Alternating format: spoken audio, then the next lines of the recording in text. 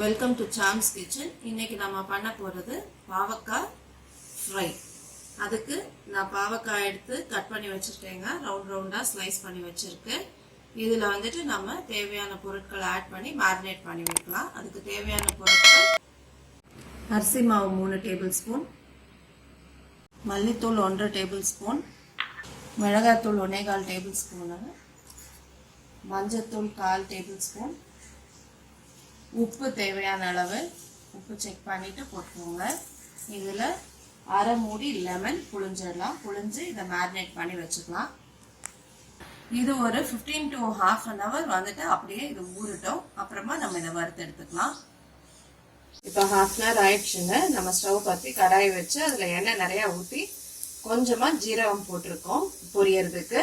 ஜீரகம் வந்து just for flavour தான். இப்போ ஜீரகம் உடஞ்சோடனே நம்ம ஊற வச்சிருக்க இந்த பாவக்காயை அதில் ஆட் பண்ணிடலாம்.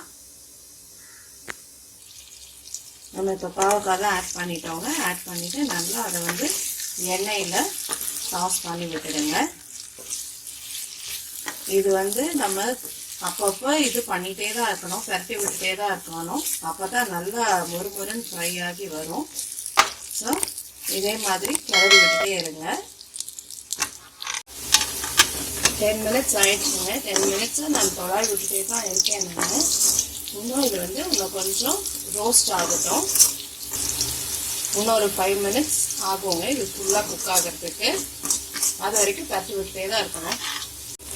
இப்போ பாருங்கள் நல்லா மொறுமொறுன்னு ஃப்ரை ஆகிடுச்சு. இதில் இந்த அரிசி மாவோட மொறுமொறுப்பு, லெமனோட புளிப்பு, உப்பு, காரம் எல்லாமே சேர்ந்து நல்ல ஒரு ஃப்ளேவரை கொடுக்கும் உங்களுக்கு. சாப்பிடும்போது எல்லா சுவையும் வரும். இதில் வந்து இந்த ஸ்டேஜில் நம்ம ஒரு கைப்பிடி கருவேப்பிலை ஆட் பண்ணிடலாங்க. ஆட் பண்ணி அதையும் நல்லா கலந்து விட்டுருங்க. நம்மளோட டேஸ்டியான கிறிஸ்பியான பாவக்காய் ஃப்ரை ரெடி ஆகிடுச்சுங்க. இப்போ ஸ்டவ் ஆஃப் பண்ணிடலாம். இந்த ரெசிபியை கண்டிப்பாக ட்ரை பண்ணி பாருங்கள். இந்த வீடியோ உங்களுக்கு பிடிச்சிருந்ததுன்னா லைக் பண்ணுங்கள், ஷேர் பண்ணுங்கள், கமெண்ட் பண்ணுங்கள்.